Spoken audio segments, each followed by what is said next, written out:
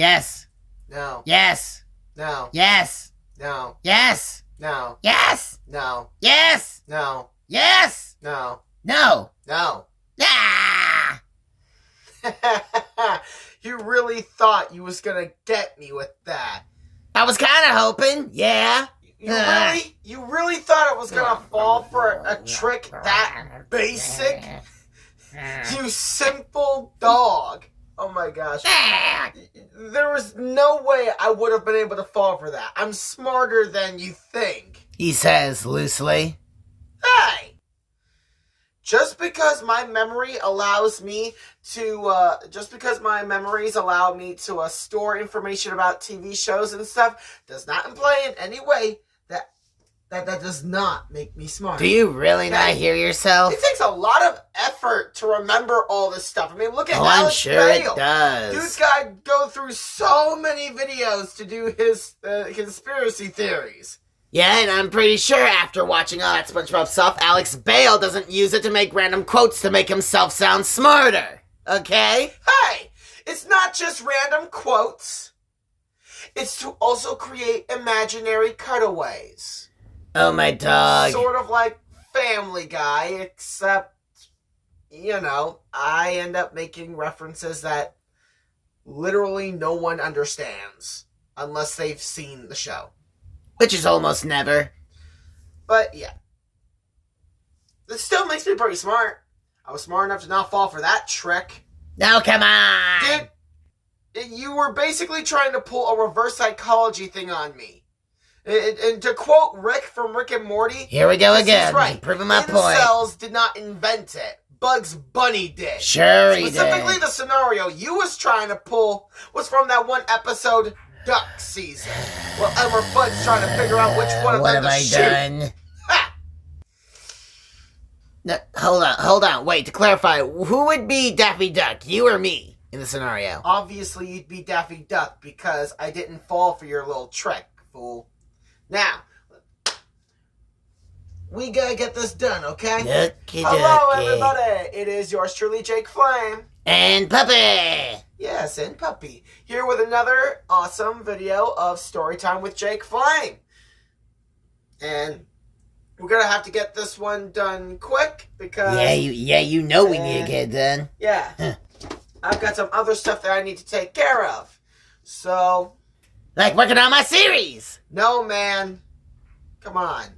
Now, please. No. Please. No. Please. No. Please. No. Please. No. Please. You can keep doing this all you want. My answer's gonna be the same. I can do this all damn night. No, you can't. We all know that. Yeah, okay, I won't lie. No, I really can't. I have work in the morning. I really can't afford to lose any more sleep than I already do.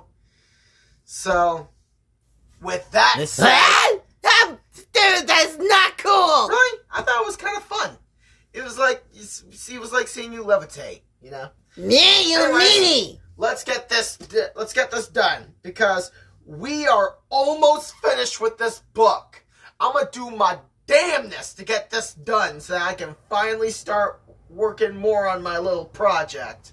Say, speaking of, can you give us a hint of what it's going to be about? I'm not giving anybody a hint about what my project's going to be, okay?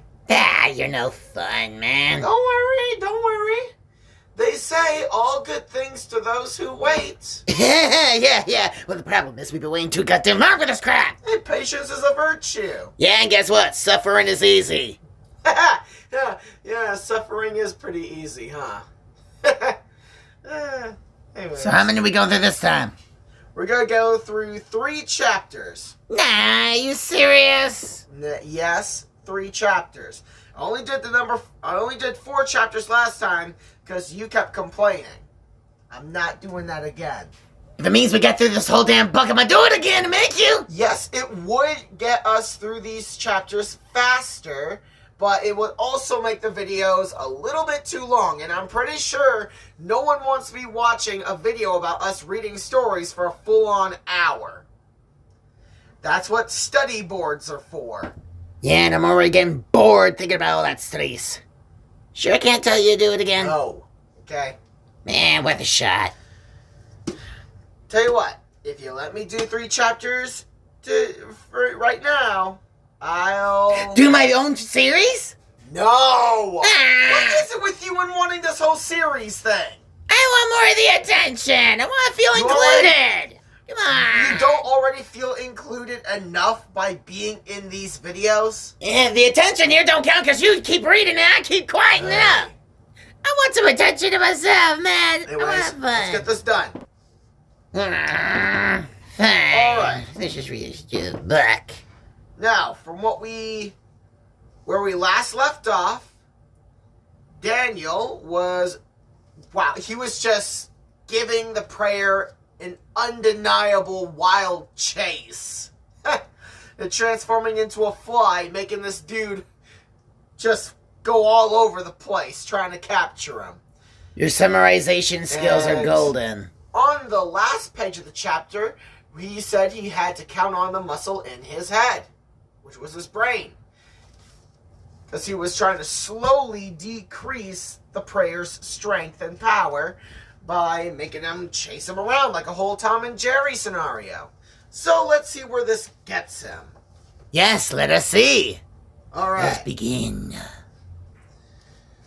So, got the drink, Drink it up. got the dog, Dougie up. and got the book. Let's begin Daniel X Lights Out.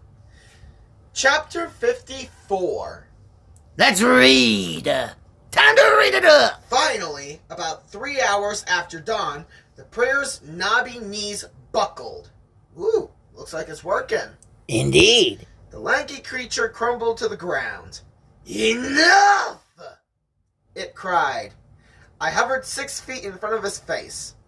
I know mantids have incredible eyesight, so it could probably see the huge garbage-eating grin on my fuzzy face. But then it did something I should have expected. This again? What? It materialized in Opus 2424. You gotta be kidding me. I know, right? I mean, seriously, how many times are you gonna do this? It's like, I know, mean, right? just... If you think about it, it kind of sounds like Really? this giant old alien gun is compensating for something, but what that is, I honestly have no idea. Dude's basically a god. What could it be compensating for? It is definitely a mystery. The weapon whined, signaling that it was fully charged. The prayer aimed the thing at me. He was going to swat a fly with a bazooka blast. I could dodge the shot, but the shock wave would send out thermal waves of incredible turbulence, making the air impossible for me to navigate through. So I decided to fight fire with fire. I could have materialized my own Opus 2424 and blasted him before he blasted me, but I had something better in mind. Oh, what could that be? No idea. Wait!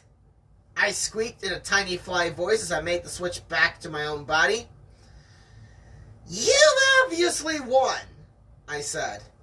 Let me make this easy for you.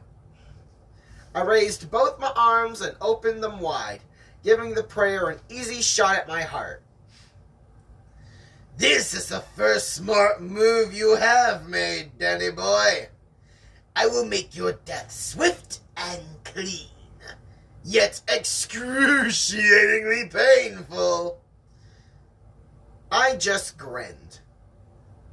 Go for it. I saw him twist a knob. The weapon's molecular resonator wailed a shrill, high-pitched squeal that kept screeching higher and higher. I zoomed my eyes in on number 1's trigger pincer. Say hello to your mommy and daddy for me on the other side, daddy boy! The serrated limb budged back 0.5 millimeter. I instantly threw time into super slow-mo, so I'd have 0.5 second to materialize my weapon. A 4x4 sheet of extremely reflective and totally impenetrable adamantite. A rare green metal found only in the mines on the planet Random 9. Huh. That's a pretty random name for a planet. Maybe that's why it's called that. Oh, my bad. I misread it. Ramdun 9. You idiot! Well, it's What do you M mean? and the N are switched. Ramdun instead of random. My mistake. You need to relearn to read. You need to learn. Yeah, that's what I thought. Not my Ow. fault they make these things so easy to mess up. Jack. Anyways, the adamantite shield would block my body. It also fit perfectly in my outstretched hands. I let go of my grip on time. The Opus 2424 exploded with a deafening roar. A plasma pulse of pure blue-white pain erupted from its muzzle. I felt it hammer into my adamantite shield, making it shimmy. But then the pulse ricocheted off the adamantite and rebounded onto the prayer. Number 1 squealed in shock and agony. He had just shot himself in the foot. All 6 of them. He collapsed on his brittle back. I heard a snapping crackle and then the muffled sound of squishy splats. Yeah. I figured the giant's internal organs were turning into mush. For a moment, its spindly legs kicked helplessly at the air as it writhed with horrendous pain. Because number 1 had just taken on itself all the pain and hurt it had meant to send my way. It's why the reflecting shield was a better idea than any weapon I could have possibly conjured up. What a twist. Indeed, I will admit, I was not expecting him to pull off a trick like that.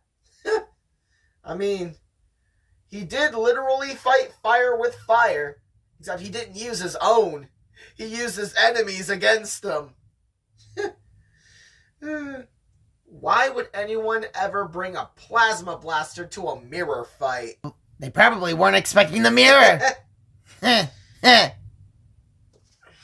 Let's see. I knew that the prayers, the cruelest monster to ever set crooked foot on planet Earth, would crank up the pain resonator in that godforsaken weapon all the way up to its level 11.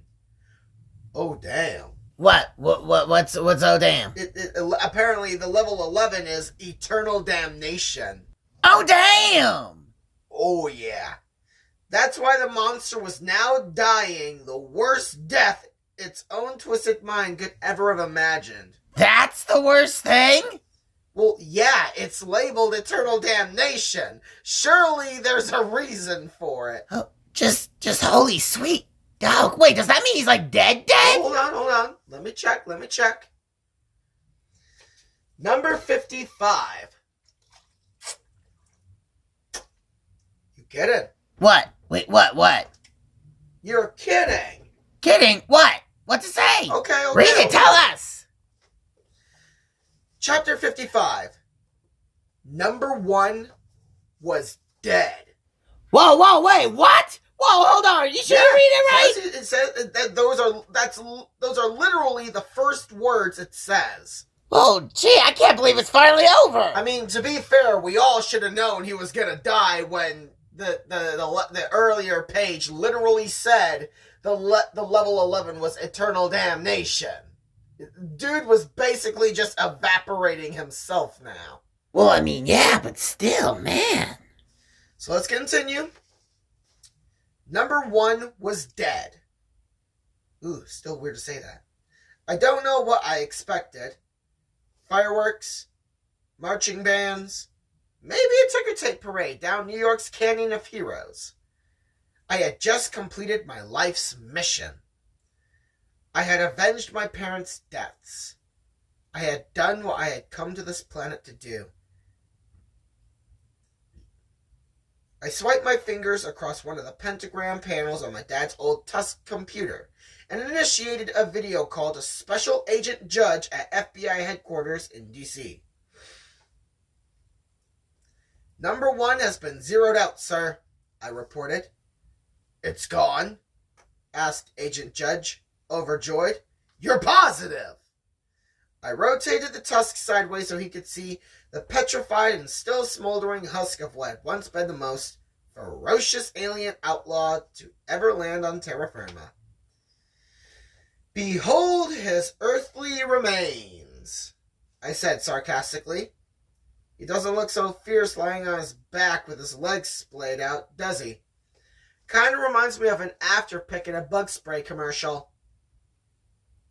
Thank you, Daniel, said Mr. Judge, emotion choking his voice. And it was emotion he was definitely entitled to. The prayer had killed his wife right after the putrid thing murdered my parents. You have no idea how long I have waited for this day, Daniel. I could have answered, yes, sir, I do. Instead, I just nodded and let him have a moment to savor the sweet sensation of justice finally being served. There was one more thing I had to tell him. Sir, I said, rest assured, I will find Mel, no matter where number one hit her. Mr. Judge looked confused. What do you mean, Daniel? Now that number one is no longer a threat to humanity, my sole focus will be locating and extracting your daughter from her current hostage situation. The pair may have a few hench beasts guarding her, but... Daniel. Sir? I'm not sure what you're talking about. Like I said when you came to visit me in D.C., Mel's safe. She's at a horse ranch in Kentucky. Hang on, I'll patch her in. Ancient Judge clacked his keyboard. A second pentagram panel flickered to life on my Tusk computer. Hey, Daniel! It was Mel. What? I know, right? Looking more beautifully radiant than ever. And not just because she wasn't clamping electrodes to my ankles anymore either. Oh, damn, I forgot that's how we left off with her. Oh, right. And car battery cables. That was not Relief pretty. flooded through me. Apparently, the whole kidnapping and torture thing had been a sick and twisted mental movie planted in my head by the late number one. He had even made me question Mel's loyalty and goodness. No doubt about it, it was good. Was being the key word. Oh yeah, that was just good. That was a mind freak. I mean, I know, dude, right? whoa. Really, mind freaked us all. Had us convinced. And we usually smarter than that. Are you okay? Mel asked from her tiny screen. Never better, I said with a smile. Because it was true. My work on terra firma was finally done. Yes. Except... What? Sir, I said to Agent Judge's image, any word on that black hole? No news. All right. Is it still growing? Hang on. He clacked more computer keys. Interesting. What? When did you terminate number one? 5, maybe 10 minutes ago? Mr. Judge grinned. That's what I figured. According to our friends at NASA, that's exactly when the anomaly slowed its rate of expansion. Way to go, Daniel! Said Mel, my personal cheerleader. You just saved Earth's bacon! Thanks, I said through half a laugh. But, sir? Yes, Daniel? Is it still growing? Slightly. Guess number one put his anomaly on autopilot. Something you and your marvelous imagination should be able to take care of, said Mel. Right, Daniel? No doubt. But since there's no imminent threat or danger, I have a more important operation to plan. What's that? Asked Mr. Judge, sounding slightly concerned. Organizing a little party, sir. We need to celebrate. It's not every day you get to wipe out your worst enemy and save the planet at the same time. Mel? Yes, Daniel? I'll pick you up at 7. You have a car? I shrugged. I could, I guess. Any make or model you like. Daniel? You don't have a driver's license. True. Besides, it'll be more fun if we teleport together. This man is just really enjoying his moment. And why shouldn't he?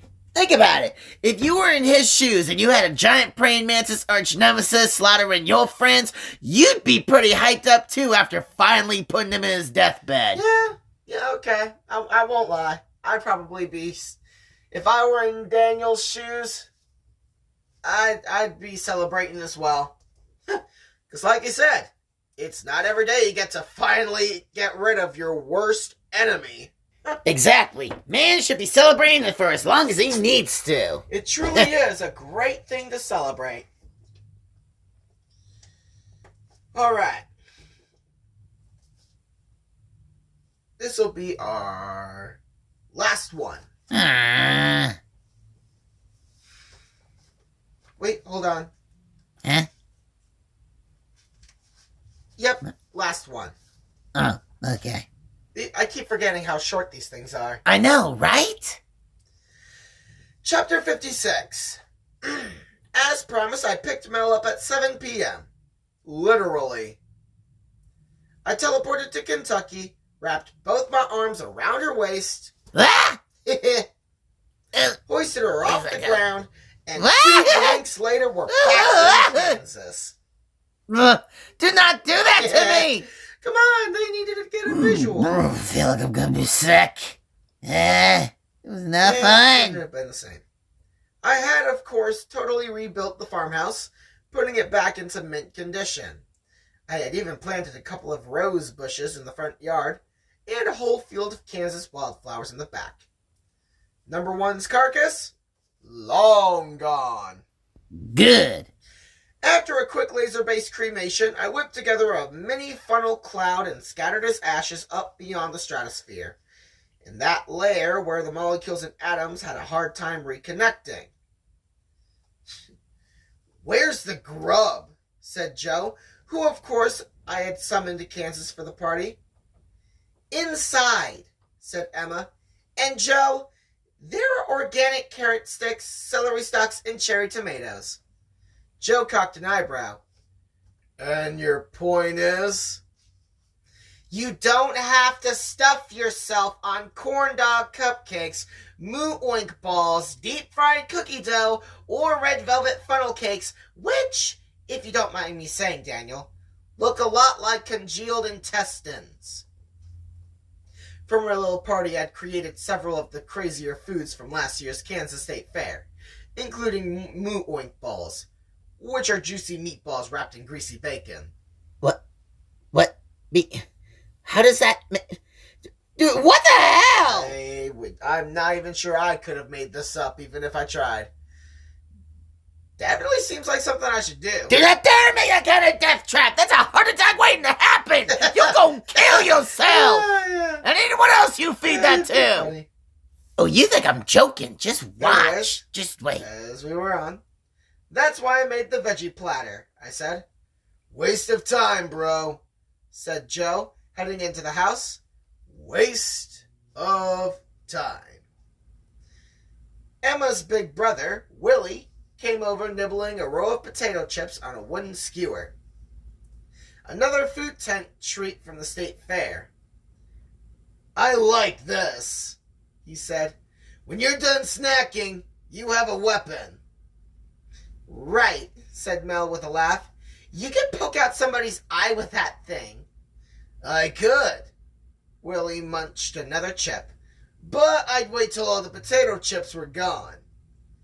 Dana was at the party too, of course, only she wasn't physically there because Mel already was. I know, the whole soulmate thing confuses me too. Xanthos, who was in the backyard nibbling on some of the tastier wildflowers, promised he'd walk me through the conceptual overview later. Dude, better, because even I'm quite confused. Dude, this whole story has me confused. Almost all the stuff is unexplainable. Later works for me, I said, because tonight is all about having fun. I felt like the Munchkins must have felt in that movie about the Wizard of Oz. Ding dong, the prayer was dead. It was time to party. We had music blasting. I had cooked up a couple of awesome DJs for the night. There was a ton of food and drink in the house. Most importantly, all my amazing friends and comrades in arms were there. We laughed and joked and shared war stories about all the aliens we had hunted down together. And then we danced. Well, everybody except Joe. Wait, what? You know why? why, for obvious reasons. Dude's pretty much eating. Oh, right. Yeah, the eating thing. Nothing could tear him away from the state fair style food after he had sampled his first Krispy Kreme burger a la mode. Dear God. A hamburger sandwich between two glazed Krispy Kremes with a scoop of vanilla ice cream. This is from the Boondocks! Huh? Wait, what? What? This has to be! I'm not sure I understand what the hell's going on. A hamburger sandwich between two glazed Krispy Kreme donuts with a scoop of vanilla ice cream plopped in the top of the donut hole. Mmm. Dude basically took a page from Granddad in the Boondocks. This'll cause death. Dear dog, you'll find a reference in anything. This is too much. This is stupid. You're very stupid. It's not really stupid if I actually understood the reference they were attempting. Even if they don't realize they was attempting it. I think you're the only one who made that reference from it. For all of you who know what I'm talking about, we know. Other people Stop may saying not that. know, but we know. You only think of that because you're too stupid. Just never mind. You have done well, little Buddha, said Xanthos, in my head, of course. When things started winding down around midnight, remember, never give swear to the negative way, man. Thanks, I said. I escorted Mel home to Kentucky. Her dad had given her a pretty lenient curfew of 1 a.m. because he knew we had a lot to celebrate. And then I returned to Kansas. I want to spend one last night in that house, I told Mel. One night knowing all the horrible things that happened there can never happen again. Go for it, she said. Then she gave me a quick kiss on the lips. It tasted sweeter than the deep-fried Kool-Aid they served at the Kansas State Fair. Oh my gosh! Oh, Who sweet, deep-fries no. Kool-Aid? Come on! This is just disgusting. Kool-Aid is a liquid! It's not like that deep-fried butter they somehow have in Britain. I know, How right? do you This deep-fry is that? gross. Ugh, disgusting. No, you know what? Whatever. Let's just keep going to the last bit over here on this page. I closed my eyes when we kissed a second time. When I opened them, I was back in Kansas, in my bedroom. And, for the first time since I was 3 years old, I felt totally safe. I drifted off to sleep. The best sleep I'd had in over a decade. Lucky. Or, at least it was, until I started to dream. Oh boy, here we go. Oh, damn, here we go again. What? What do you mean? I don't get what's happening. Well, I mean, something must be happening. What? I mean, you know, we're going to save that for later because that was it. What? You're seriously gonna end it like that? Oh yeah, it's, to be honest, I couldn't have timed that any better. Because that was a perfect cliffhanger for that one. You guys agree with me, right? Guys, we're seriously not agreeing with this, right? Come on, agree with me. Don't tell them to agree with this. Don't agree with this. Come on. It's not They can fair. agree with me if they want. No, man, this is messed up. Come on. And why is that? If this show sucks, you were really killing the fun out of this. It It sucks. does not suck. Yes, it is. Yeah. Ugh. Yeah. Well, Yeah. looks like the entire reason that Daniel became a bounty hunter and all that is finally done. Damn right. We got to watch our man is fry. A little boogie fry. Well, we didn't actually get to see him fry, but we all got the picture in our heads. It was beautiful. Of course you think it's beautiful. Well, just because his enemy is finally gone, don't mean it's over yet, because if you recall, they still have that black hole. Yeah, speaking of, how is he gonna stop that? I mean... I don't know. However his imagination will let him, I guess. Okay. Well, we hope you all have enjoyed a nice night or day, again, depending on your time zone, of course. If you enjoyed the video, you know the drill.